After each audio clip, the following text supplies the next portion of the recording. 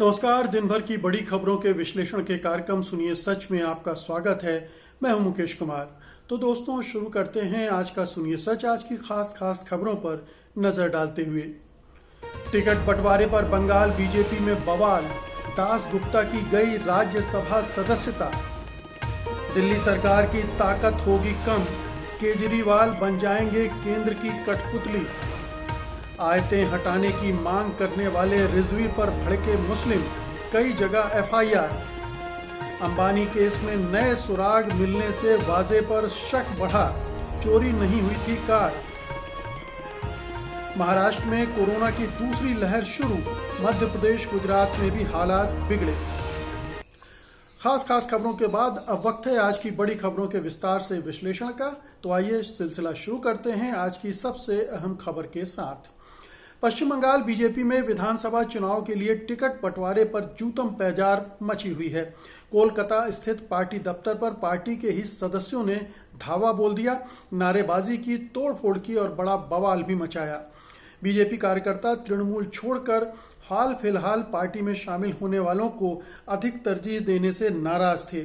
उनका कहना है कि लंबे समय से पार्टी के लिए काम कर रहे लोगों की उपेक्षा की जा रही है और अभी हाल में बीजेपी में शामिल किए लोगों को टिकट दिए गए हैं।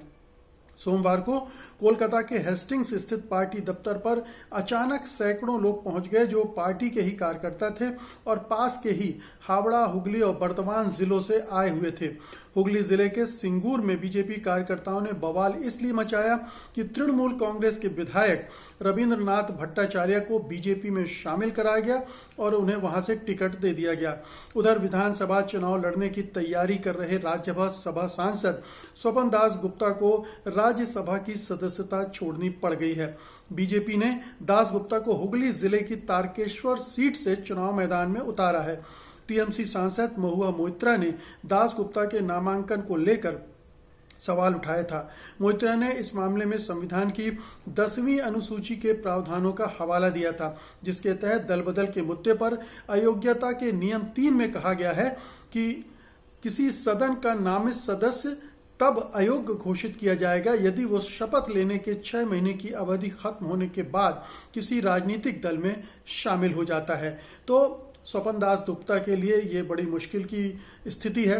राज्यसभा सदस्यता चली गई है और जो सीट उनको दी गई है वहां से ये अनुमान है कि वो सीट नहीं निकाल पाएंगे, जीत नहीं पाएंगे। तो ना माया मिली न राम। और ये बीजेपी की फजीहत भी हो गई इसमें, क्योंकि उसने चेक नहीं किया कि राज्यसभा सदस्यों के लिए इस तरह से विधानसभा चुनाव में उतारना क्या सही होगा। तो ये कानूनी दांवपेच बीजेपी ने नहीं देखे और ये गफलत खड़ी हो गई। और महुआ मोइत्रा जो तृणमूल की तेज तर्रार सांसद है, नेता हैं, उन्होंने ठीक पकड़ा और इस मुद्दे को उठा दिया और मजबूरन स्वपन दास गुप्ता को अगले दिन ही इस्तीफा सौंपना पड़ा। तो एक तो ये मसला है। दूसरा, बीजेपी में जबरदस्त गुस्सा है, नाराजगी है और ये स्वाभाविक भी है कि जो पहले से कार्यकर्ता हैं, जो पहले से काम कर रहे हैं पार्टी में, उनको नजरअंदाज करके बीजेपी ने थोक के भाव में दूसरी पार्टियों से नेता तोड़कर शामिल किए हैं और उनको टिकट दिए जा रहे हैं। तो जाहिर है कि अपनी उपेक्षा बर्दाश्त नहीं कर पा रहे हैं और ये इसका असर अभी तो पड़ ही रहा है, चुनाव पर भी पड़ेगा, क्योंकि वो कार्यकर्ता निश्चित रूप से इन आयातित कैंडिडेट को सपोर्ट नहीं करेंगे बल्कि भितरघात करेंगे।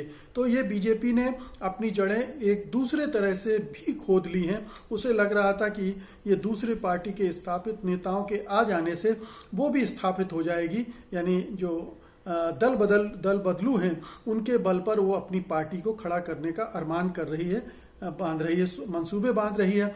लेकिन पार्टी के कार्यकर्ताओं में नाराजगी का क्या असर पड़ेगा ये अभी देखना पड़ेगा। निश्चित रूप से इसका सकारात्मक असर तो नहीं ही पड़ेगा। तो वैसे भी अब बंगाल बीजेपी कम है, तृणमूल कांग्रेस या दूसरी पार्टी के नेता उस पूरे दल पर हावी हो चुके हैं और आने वाले समय में, यानी आप मुकुल रॉय से लेकर और शुभेंदु अधिकारी तक, इन सब को देख लें आप, तो पार्टी की प्रमुख जो चुनावी रणनीति है उसमें वो शामिल हैं और इस तरह से शामिल हैं कि जैसे इस पार्टी को वही चला रहे हैं। तो जाहिर है कि जो पुराने कार्यकर्ता हैं, नेता हैं, वो अपने को उपेक्षित और दुखी समझ रहे हैं और इसका असर चुनाव में देखने को मिल सकता है। आइए अब अगली खबर का रुख करते हैं, लेकिन उसके पहले आपसे दो छोटी छोटी सी गुजारिशें करेंगे। पहली तो ये कि satyhindi.com का ऐप अगर आपने अभी तक डाउनलोड नहीं किया है तो कृपया गूगल प्ले स्टोर पर जाकर डाउनलोड कर लीजिए, या फिर इस वीडियो के साथ दिए गए डिस्क्रिप्शन में उसका लिंक है, उसको क्लिक करके भी आप ऐसा कर सकते हैं। दूसरा ये कि अगर आप चाहते हैं कि कुछ ऐसे मीडिया संस्थान खड़े हों जो गोदी मीडिया का जवाब दें, जो सच्ची खबरें दें, जो पक्की खबरें दें, जो सत्ता के सामने नतमस्तक ना हो जाएं, जो कारपोरेट के दबाव में ना आ जाएं, तो आपको ऐसे संस्थानों को चिन्हित करके मदद करनी चाहिए। और इसीलिए हम मानते हैं कि satyhindi.com एक ऐसा ही संस्थान है और उसे मदद की भी दरकार है। आप कृपया आगे आइए, हमारी जो सदस्यता योजना है उसको देखिए और सदस्यता ग्रहण कीजिए, हमारी आर्थिक मदद कीजिए ताकि हम आपको और बेहतर ढंग से खबरें और कार्यक्रम दे सके। उम्मीद है कि आप इस वीडियो के साथ दिए गए डिस्क्रिप्शन में जाकर लिंक दिया है उसको क्लिक करके सदस्यता योजना को देखेंगे और सदस्यता ग्रहण करेंगे। अगली खबर लेते हैं। केंद्रीय गृह मंत्रालय द्वारा लोकसभा में पेश किए गए एक विधेयक को लेकर दिल्ली सरकार और केंद्र सरकार आमने सामने आ गए हैं। विधेयक में कहा गया कि देश की राजधानी दिल्ली में सरकार का मतलब उपराज्यपाल है। ये विधेयक उपराज्यपाल की शक्तियों में बढ़ोतरी कर रहा है। इसके अनुसार उपराज्यपाल को वो शक्तियां भी मिलती हैं जो दिल्ली के विधानसभा से पारित कानूनों के मामले में भी लागू होती हैं। इस विधेयक के अनुसार मंत्री परिषद यानी दिल्ली कैबिनेट के फैसले यानी कोई कानून लागू करने से पहले उपराज्यपाल की उसे मंजूरी लेनी पड़ेगी। विधेयक पर दिल्ली के मुख्यमंत्री अरविंद केजरीवाल ने कहा है कि केंद्र सरकार चुनी हुई सरकार की शक्तियां कम करना चाह रही है। केजरीवाल ने ट्वीट करके कहा, दिल्ली की जनता द्वारा खारिज होने के बाद बीजेपी लोकसभा में एक विधेयक के जरिए चुनी हुई सरकार की शक्तियां कम करना चाह रही है। ये विधेयक संवैधानिक पीठ के फैसले के विपरीत है और हम इस संवैधानिक और लोकतंत्र विरोधी कदम की निंदा करते हैं। वहीं कांग्रेस ने भी बीजेपी सरकार के इस कदम की निंदा की है और इसको लोकतंत्र की हत्या करने वाला बताया है। कांग्रेस नेता अनिल भारद्वाज ने कहा कि यह विधेयक दिल्ली सरकार की शक्तियों को ही कम नहीं करता बल्कि दिल्ली की जनता की ताकत पर भी सीधा हमला है जिन्होंने लोकतांत्रिक ढंग से सरकार चुनी है। कांग्रेस ने कहा कि इस विधेयक के पास हो जाने के बाद केंद्र सरकार दिल्ली की बैक सीट से चलाएगी क्योंकि हर फैसले में उपराज्यपाल की राय लेनी पड़ेगी। तो आप देखिए कि केंद्र सरकार कैसे धीरे धीरे करके तमाम लोकतांत्रिक प्रक्रियाओं को और संस्थाओं को ध्वस्त करके अपने पास अधिकार समेटने में लगी हुई है। दिल्ली सरकार जो कि वैसे भी पूरी तरह से सरकार नहीं है, दिल्ली राज्य नहीं है पूरा, वहां भी उसने उसके अधिकारों पर डाका मारने के लिए ये विधेयक हाजिर कर दिया है। तो अब अगर ये विधेयक पारित हो गया और हो ही जाएगा क्योंकि उसका बहुमत है, तो दिल्ली सरकार उपराज्यपाल के मातहत आ जाएगी। उपराज्यपाल मतलब केंद्र सरकार के मातहत आ जाएगी और केजरीवाल मुख्यमंत्री वो कठपुतली बन के रह जाएंगे क्योंकि वो अपने से कोई भी फैसला ले नहीं पाएंगे, उन्हें राज्यपाल की मंजूरी की जरूरत पड़ेगी।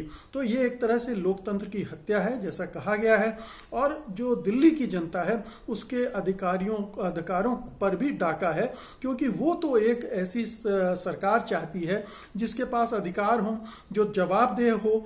अगर अधिकार नहीं होगी तो जवाबदेही भी उसकी किस लिए होगी, क्योंकि जवाबदेही तो फिर उपराज्यपाल की होगी। तो चुने हुए नुमाइंदे होने का कोई मतलब नहीं रह जाएगा। तो एक तरह से दिल्ली विधानसभा को, दिल्ली सरकार को बेअसर करने का ये षड्यंत्र है ये विधेयक, और निश्चित रूप से ये लोकतंत्र पर सीधा हमला है। ये कोशिश पहले से ही सरकार कर रही है, पहले से ही उसने उपराज्यपाल के जरिए दिल्ली सरकार को अनस्टेबल करने की कोशिश की, अस्थिर करने की कोशिश की और उन दोनों के बीच लंबे समय तक टकराव भी चला। सुप्रीम कोर्ट ने बाकायदा एक फैसला भी दिया जिसमें दिल्ली सरकार के अधिकारों को भी उसने व्याख्यायित कर दिया था, लेकिन केंद्र सरकार की नज़र ये लगी हुई है कि कैसे पूरी कंट्रोल में आए। और आप देखिए कि जो पार्टी विपक्ष में रहते हुए कह रही थी कि दिल्ली को पूर्ण राज्य का दर्जा दिया जाना चाहिए, वो अब उससे उतने जो जितना मिला हुआ है वो भी छीन लेना चाहती है। तो ये एक विडंबना है कि ये मोदी शाह की सरकार एक निरंकुश ढंग से काम करने की आदी है और उसे सब कुछ अपने शिकंजे में चाहिए, अपने हिसाब से चाहिए। हर सरकार, हर राज्य उसकी कठपुतली बन जाए, ये उनका लक्ष्य है, ये एजेंडा है। अगली खबर लेते हैं। उत्तर प्रदेश शिया वक्फ बोर्ड के पूर्व अध्यक्ष सैयद वसीम रिजवी के खिलाफ मुस्लिम समुदाय का विरोध तेज होता जा रहा है। इसका कारण यह है कि रिजवी ने कुरान में से 26 आयतों को हटाने की मांग की है और इसे लेकर सुप्रीम कोर्ट में याचिका दायर की है। रिजवी के समर्थन में संघ की विचारधारा से जुड़े लोग आ गए हैं, जबकि मुस्लिम समुदाय के लोगों का कहना है कि रिजवी किसी के इशारे पर इस तरह की हरकतें कर रहे हैं। रिजवी के खिलाफ बरेली के कोतवाली पुलिस थाने में धार्मिक भावनाओं को ठेस पहुंचाने को लेकर एफआईआर दर्ज कराई गई है। तेलंगाना, कश्मीर सहित कई अन्य राज्यों में भी रिजवी के खिलाफ एफआईआर दर्ज कराई जा रही हैं और कई जगहों पर उनके खिलाफ प्रदर्शन भी हो रहे हैं। इस मामले में रिजवी का कहना है कि कुरान में 26 आयतें ऐसी हैं जिनसे इंसान को दूसरों से अलग होने और दूसरों का कत्ल करने की छूट देने की शिक्षा मिलती है। रिजवी का कहना है कि उन्होंने इस बारे में 57 मुस्लिम संगठनों को पत्र भी लिखा था कि वे इन 26 आयतों के बारे में अपने विचार दें। उन्होंने कहा कि इन 26 आयतों को पढ़ने के बाद शख्स कट्टरपंथी हो जाता है। रिजवी ने कहा कि सुप्रीम कोर्ट में याचिका दायर करने के बाद से उन्हें धमकियां मिल रही हैं। रिजवी ने एक वीडियो जारी करके कहा कि एक तरफ वो अकेले हैं और दूसरी तरफ पूरी इस्लामिक दुनिया है। उन्होंने कहा, मैं इस लड़ाई को आखिरी दम तक लड़ूंगा और मुझे लगेगा कि मैं हार रहा हूं तो आत्महत्या कर लूंगा। बता दें, वहाबी मुसलमानों के बड़े इस्लामिक इदारे दारुल उलूम देवबंद, बरेलवी मुसलमानों के इदारे दरगाह आला हजरत की ओर से रिजवी के इस बयान की मजम्मत यानी आलोचना की गई है। शिया धर्मगुरु मौलाना कल्बे जव्वाद ने मांग की है कि वसीम रिजवी को तुरंत गिरफ्तार किया जाए। मुस्लिम संगठन शियाने हैदर ए कर्रार ने भी रिजवी के बयान की निंदा की है। वहीं बीजेपी के राज्यसभा सांसद सैयद जफर इस्लाम ने इस मामले पर एबीपी न्यूज से बातचीत करते हुए कहा कि रिजवी समाज में तनाव पैदा करना चाहते हैं। उन्होंने कहा कि रिजवी ने आजम खान के साथ मिलकर वक्फ की कई प्रॉपर्टियों का गबन किया है। उन्होंने कहा कि कुरान मुकद्दस है और इसमें कोई फेरबदल नहीं हो सकता है। तो शाहनवाज हुसैन ने भी रिजवी का विरोध किया है। हालांकि रिजवी के समर्थन में दक्षिणपंथी विचारधारा वाले लोग खुलकर सामने आ गए, खासतौर से जिनका ताल्लुक संघ परिवार से है, और इन लोगों ने ट्विटर पर हैशटैग मैं_वसीम_रिजवी के _7_ हूँ ट्रेंड कराया है। अभिनेत्री कंगना रनौत ने कहा है कि रिजवी को सुरक्षा देने की जरूरत है क्योंकि वे पक्के राष्ट्रवादी हैं। तो कायदे से इस मसले को कोई तूल नहीं देना चाहिए था। मुस्लिम समुदाय को भी चुपचाप बैठना चाहिए था। ये एक निजी स्वतंत्रता का भी मामला है कि आप अगर किसी भी धर्म में, जैसे हिंदू धर्म में बहुत सारे ग्रंथ हैं, मनुस्मृति है जिसको लेकर हर साल मनुस्मृति जलाई जाती है, जिसको एक समुदाय हिंदुओं का बड़ा पवित्र ग्रंथ मानता है, उसका विरोध किया जाता है। उसको लेकर जाति व्यवस्था को लेकर जो भी शास्त्रों में लिखा है या स्त्रियों के विरोध में जो चीज़ें लिखी गई हैं, दूसरे धर्मों के विरोध में लिखी गई हैं, तो ये तमाम चीज़ें हैं जिनका विरोध हिंदू धर्म के मानने वाले लोगों में से बहुत सारे लोग करते रहते हैं। और यही अगर दूसरे धर्मों के लोग भी इस आलोचना के लिए खुले रहें तो इसमें कोई बुराई नहीं है। इतनी उदारता, इतना खुलापन हर धर्म में होना चाहिए कि वो एक तरह का क्रिटिसिज्म बर्दाश्त कर सके। अब ये अगर वो आयतें लेकर कोर्ट में गए हैं तो कोर्ट अपने हिसाब से देखेगा, जांचेगा, फैसला करेगा, उसका इंतजार करना चाहिए। आप अपने धर्म के प्रति अगर पाबंद हैं और आपको अपने शास्त्रों पर भरोसा है तो आप उस पर बंधे रहिए, आप उस पर काम कीजिए। लेकिन हर धर्म, हर शास्त्र में कुछ ना कुछ ऐसी चीजें हैं जो किसी जमाने में लिखी गई थी और उनका महत्व आज नहीं है या उनका अर्थ आज गलत निकलता है और उसका गलत प्रभाव भी पड़ता है। तो हमें इन वर्तमान मौजूदा संदर्भों में हर शास्त्र की, किसी एक धर्म की बात नहीं कर रहा हूँ, ना कुरान की बात कर रहा हूँ, ना गीता की कर रहा हूँ, ना पुराण की कर रहा हूँ, ना बाइबल की कर रहा हूँ और ना ही मनुस्मृति की कर रहा हूँ। तमाम ग्रंथों में जो पहले लिखे गए हैं वो उस जमाने की बातें हैं। अब ज़माना बदल गया है तो अपने नज़रिए को बदलते हुए नए ज़माने के हिसाब से सोचिए और रिएक्ट कीजिए। एक प्रतिक्रियावादी ढंग से उग्र मत होइए। वसीम रिजवी के हिलाने से आपके धर्म को कोई खतरा नहीं होगा, उनकी आलोचना से कोई फर्क नहीं पड़ने वाला है। और अगर पड़ सकता है, पड़ता है, तब तो फिर आप मान लीजिए कि आपका धर्म बहुत कमज़ोर है। इसलिए उपेक्षा करना, नज़रअंदाज करना ज़्यादा बेहतर रणनीति है, बजाय इसके कि आलोचना, हत्या के फतवे जारी करना वगैरह वगैरह। इससे बचना चाहिए और चुपचाप अपने, अगर आपको धर्म विश्वास है तो अपने धार्मिक कार्यों में दूसरों की मदद के, परोपकार के कार्यों में जुटिए। समाज में बेहतर स्थिति बने, उसके लिए प्रयासरत रहिए। अगली खबर का रुख करेंगे। मुकेश अंबानी के घर एंटीलिया के बाहर से विस्फोटक मिलने के मामले में बहुत बड़ा खुलासा हुआ है। दरअसल जिस स्कॉर्पियो कार से 25 फरवरी की रात को विस्फोटक बरामद हुए थे, वो कार क्राइम इंटेलिजेंस यूनिट के पूर्व हेड सचिन वाजे के ही पास थी। एनआईए के सूत्रों ने इस खबर की पुष्टि कर दी है कि स्कॉर्पियो कार कभी चोरी ही नहीं हुई थी। दरअसल कार के मालिक मनसुख हिरेन 18 फरवरी को किसी काम से ठाणे से मुंबई आ रहे थे, तभी अचानक उनकी कार का स्टीयरिंग विक्रोली हाईवे के पास जाम हो गया। मनसुख अपनी कार को साइड में हाईवे पर ही लगाकर ओला कार के जरिए मुंबई के लिए निकल पड़े। ओला कार के ड्राइवर ने एनआईए को यह भी बताया कि पहले तो मनसुख ने विक्रोली से क्रॉफर्ड मार्केट के लिए गाड़ी बुक की थी, लेकिन रास्ते में उन्होंने अपना प्लान बदल दिया और गाड़ी सीएसटी स्टेशन पर ले जाने को कहा। इस बीच मनसुख लगातार किसी व्यक्ति से फोन पर सर कह के बात कर रहे थे और कार की चाबी उस शख्स को देने की बात चल रही थी। इसका खुलासा ओला ड्राइवर ने एनआईए की पूछताछ में किया है। क्रॉफर्ड मार्केट में ही मुंबई क्राइम ब्रांच का दफ्तर है, जिसमें सचिन वाजे बैठते थे। एनआईए को जांच में यह भी पता चला है कि विक्रोली में खड़ी स्कॉर्पियो को उसकी ओरिजिनल चाबी से ही खोला गया था। उसके बाद कार को खुद सचिन वाजे ही ड्राइव करके ठाणे स्थित अपने घर ले गए थे, क्योंकि सचिन वाजे की सोसाइटी में सीसीटीवी कैमरे लगे हुए हैं, इसलिए उन्हें इस बात का अंदाजा था कि ये घटना सीसीटीवी में कैद हो गई होगी। इसलिए सचिन वाजे ने क्राइम ब्रांच के ही अपने जूनियर अफसर एपीआई रियाजुद्दीन काजी को अपनी सोसाइटी के सीसीटीवी फुटेज को लेने की जिम्मेदारी दी। काजी ने वाजे की सोसाइटी को 17 फरवरी को एक चिट्ठी लिखी और मामले की जांच के बहाने सोसाइटी से सीसीटीवी के पूरे डिजिटल वीडियो रिकॉर्डर को देने को कहा। इसके बाद सोसाइटी ने सीसीटीवी के तमाम रिकॉर्ड काजी को दे दिए। एनआईए की शुरुआती जांच में पता चला है कि काजी ने इमारत की सीसीटीवी फुटेज को नष्ट कर दिया है और सोसाइटी की डीवीआर को भी नहीं लौटाया है। इससे इस केस में सचिन वाजे के साथ एपीआई काजी की भी मिलीभगत सामने आ रही है। एनआईए को इस केस में एक और लीड मिली है। जिस दिन स्कॉर्पियो कार को विस्फोटक के साथ अंबानी के घर के पास पार किया गया था, उसी रात को एक व्यक्ति पीपीई किट पहने हुए इस इलाके में घूमता हुआ नजर आया था। एनआईए के अधिकारियों को अंदेशा कि हो सकता है कि सचिन वाजे ही पीपीई किट पहनकर स्कॉर्पियो कार को देखने के लिए वहां पर गए हों। एनआईए इसकी भी जांच में जुटी हुई है। तो सबसे पहली बात तो यह है कि ये मीडिया ट्रायल का केस बन रहा है। अव्वल तो यह है कि ये सारी खबरें कौन दे रहा है, एनआईए खबरें क्यों लीक कर रही है, उसका क्या मकसद है, इन खबरों को क्या उसे लीक करना चाहिए, क्या इसको सार्वजनिक करना चाहिए।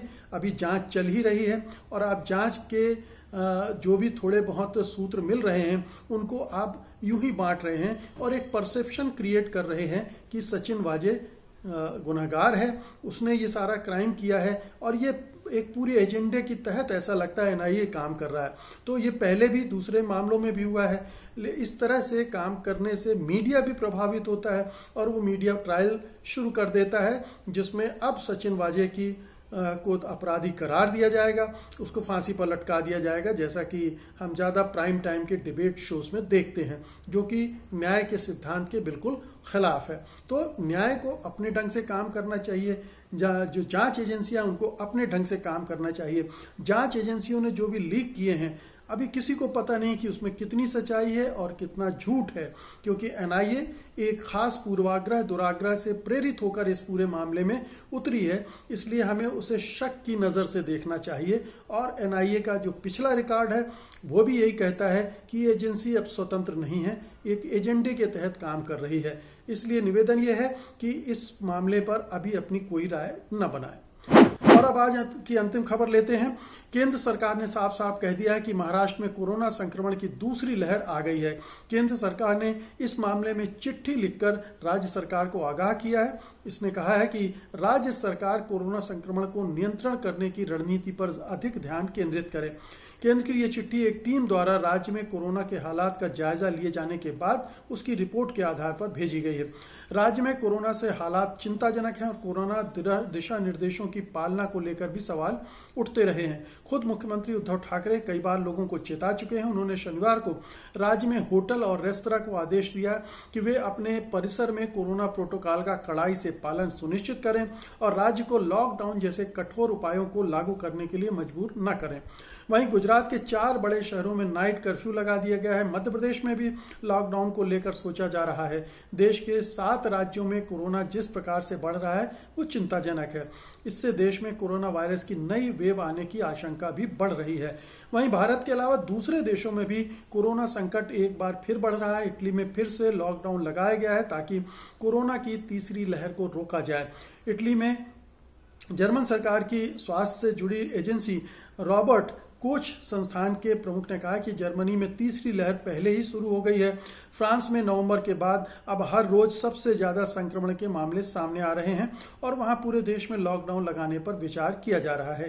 पूरे यूरोप के हालात कैसे हैं इसका अंदाजा इसी से लग सकता है कि अब हर रोज 1.5 लाख तक संक्रमण के मामले सामने आने लगे हैं। तो महाराष्ट्र में हालत संगीन हो गए हैं। 7 राज्यों में लगातार कोरोना के मामले बढ़ रहे हैं। इसका मतलब है कि कोरोना एक बार फिर लौट रहा है। उसकी एक और लहर आ रही है। यूरोप में तीसरी लहर आ चुकी है और बड़े पैमाने पर फैल रहा है और तमाम देशों में या तो लॉकडाउन की तैयारी हो रही है और कई तरह की पाबंदियां वहां ऑलरेडी लगा दी गई हैं। हिंदुस्तान में भी अब इस ओर बढ़ता हुआ कोरोना का असर दिख रहा है। इसे पूरे ध्यान के साथ, पूरी शक्ति और सक्रियता के साथ कंट्रोल करने की जरूरत है। जो टीकाकरण का अभियान है वो इन राज्यों में और भी तेज किया जाना चाहिए ताकि एक से दूसरे को फैलने की स्थिति न बने। और जो सावधानियां बरतनी चाहिए आम नागरिकों को उस पर भी ध्यान देना चाहिए, क्योंकि आम नागरिक अगर सावधानी नहीं बरतेंगे तो ये और भी तेज गति से फैलेगा। तो दोस्तों, ये थी आज की खास खबरें और उनका विश्लेषण। उम्मीद है कि ये आपको पसंद आएगा और आप इस वीडियो को लाइक भी करेंगे और बड़े पैमाने पर शेयर भी करेंगे। अब मुझे अनुमति दीजिए, मैं कल फिर हाजिर होऊंगा कल की खास खबरों के साथ उनके विश्लेषण के लिए। तब तक के लिए नमस्कार, जय हिंद। सत्य हिंदी का ऐप डाउनलोड करें गूगल प्ले स्टोर पर।